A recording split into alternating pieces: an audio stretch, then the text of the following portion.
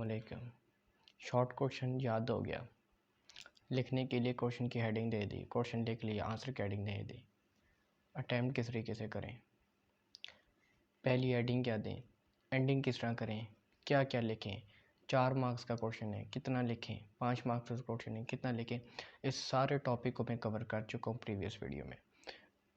मेरा नाम है सैयद मोहम्मद अरसलान शाह और आप लोग देख रहे हैं ए सिस्टम। आप लोगों को जो भी मैंने अभी इंट्रो दिया थोड़ा सा शॉर्ट क्वेश्चन का, वो मैंने पिछली वीडियो में रिकॉर्ड कर चुका हूँ, अपलोड भी हो चुका है, आप लोग वो देख लें, ठीक है।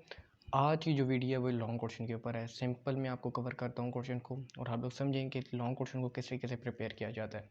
देखिए, लॉन्ग क्वेश्चन को जब आप प्रिपेयर कर लें, आप आज प्रिपेयर के ऊपर टॉपिक नहीं है, आप उसको किसी तरीके से अटैम्प्ट कर सकते हैं पेपर में। देखिए, लॉन्ग क्वेश्चन आपको याद हो गया, आप लोगों ने आपने हेडिंग दे दी क्वेश्चन की, ठीक है, क्वेश्चन की हेडिंग दे दी, क्वेश्चन लिख दिया, आंसर की हेडिंग दे दी। आंसर के बाद अब आप कितनी हेडिंग्स लिखें, क्या क्या चीज़ें हैं जिनको हम लोग मार्क्स के अकॉर्डिंग कवर करें। देखिए, 9th 10th की और 11th 12th ये फर्स्ट ईयर या सेकंड ईयर, आपको जो मैं बात बताऊँ, जो आपका जो एक टोटल आपका क्वेश्चन होता है वो होता है 9th 10th की अगर बात करूँ 7 नंबर का आपका लॉन्ग क्वेश्चन होता है, 7 मार्क्स का, यानी कि 3.5 नंबर का आपका एक पार्ट होता है। जबकि मैं बात करूँ 11th 12th यानी first year and second year, तो यहाँ पर आपके पास 9 नंबर का एक लॉन्ग क्वेश्चन होता है। लॉन्ग क्वेश्चन होता है और उसके अंदर भी 2 पार्ट्स होते हैं, part A and part B.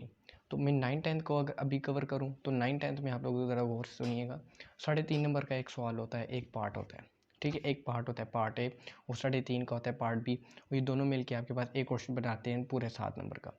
For example part A अगर मैं कह दूं, पार्ट ए में लिखा हुआ है फंक्शंस ऑफ प्रोटीन्स, अगर आप गौर से देखें तो ये 3.5 मार्क्स का ये आपके पास क्वेश्चन है, ठीक है। अब 3.5 में आपने एक एग्जामिनर को लॉन्ग क्वेश्चन के एक जो कॉन्सेप्ट उनके एग्जामिनर के माइंड में है कि long question is a long question, ठीक है, आपने उनके कॉन्सेप्ट को, आपने उनकी सोच को, वो जो एक उनके माइंड के अंदर एक वर्ड बैठा हुआ है लॉन्ग क्वेश्चन को, उसके अकॉर्डिंग आप किस तरीके से उन्हें क्वेश्चन को अटैम्प्ट करने के बाद इम्प्रेस कर सकते हैं। देखिए, इम्प्रेस करने का मैं आपको सिंपल तरीका बताऊं, आपने लॉन्ग क्वेश्चन किसी किसी अटैम्प्ट करने हैं, पार्ट ए फॉर एग्जांपल में कह दो फंक्शंस ऑफ प्रोटीन। अब देखा जाए तो ये इसके अंदर आपको कितने फंक्शंस बनेंगे, मैक्सिमम अगर आपको 10 फंक्शंस याद हैं, ठीक है। अगर आप एक एक फंक्शन की हेडिंग दें और उसके अंदर फंक्शन के बारे में 1-2 लाइनें लिखते जाएँ तो तकरीबन ये आपके पेज की 2 साइड्स बनती हैं, ठीक है, एक पेज, ठीक है। मैं आपको समझा देता हूँ एक पेज किस तरह बनता है। ये फॉर एग्जाम्पल ये एक पेज है, इस पेज की एक ये साइड, एक ये साइड और एक ये साइड बनती है। मेरी बात क्लियर हो गई? ये आपका क्या बन जाएगा, एक पार्ट। इसी तरह का दूसरा पार्ट तो आपको तकरीबन 7 नंबर के ये आपके पास तकरीबन कह सकते हैं एक शीट, यानी 7 नंबर का एक लॉन्ग क्वेश्चन बनता है, यानी पार्ट ए पार्ट बी से। क्लियर हो गया? यानी कि जो आपने जो शॉर्ट, उसके बाद आप लोग इम्प्रेस किस तरह से और तरीके से कर सकते हैं। ये तो आपने फंक्शंस लिख दिए।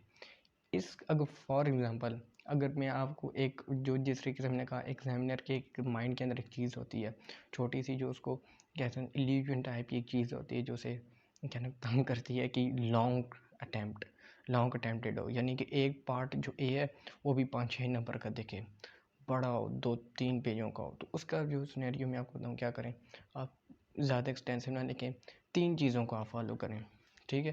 अगर आप लॉन्ग क्वेश्चन अटैम्प्ट कर रहे हैं तो 3 चीज़ों को फॉलो करें।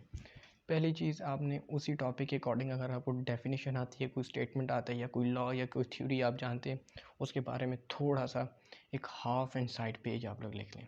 हाफ साइड से मुराद ये है कि इतना ही लिख दें, ठीक है। उसमें अगर आप इस तरह कवर नहीं कर सकते, डेफिनेशन की हेडिंग देंगे, बीच में सेंट्रलाइज डेफिनेशन लिखे तो आपकी काफ़ी अच्छी स्पेस बन जाएगी।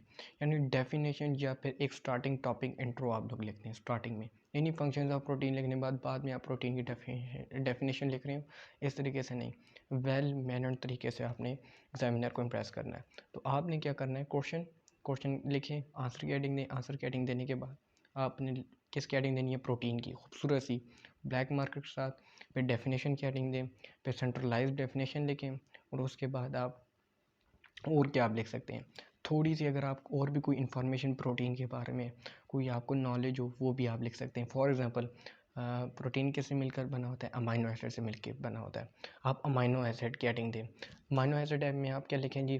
The basic unit of proteins, the structural basic unit of protein is amino acid, 20 amino acids combined to form protein, 1 प्रोटीन। यानी आप थोड़ा सा जो आपको, मैं हो सकता है गलत बता रहा हूँ लगता है मैं ठीक ही बताया, मुझे सही कंफर्म नहीं पता। बहरहाल आप थोड़ी सी इस तरीके से इंफॉर्मेशन आप लोग लिख लें। लिखने के बाद उसके बाद आप फंक्शंस ऑफ प्रोटीन की हेडिंग दें। फिर उसके बाद आप जितने फंक्शंस आते हैं, अगर 5 आते हैं, 6 आते हैं, 7 आते हैं, मैंने आपको वैसे ही मिसाल दी है कि मैक्सिमम अगर आप 10 भी जितने आते हैं आप लिख लें, ठीक है।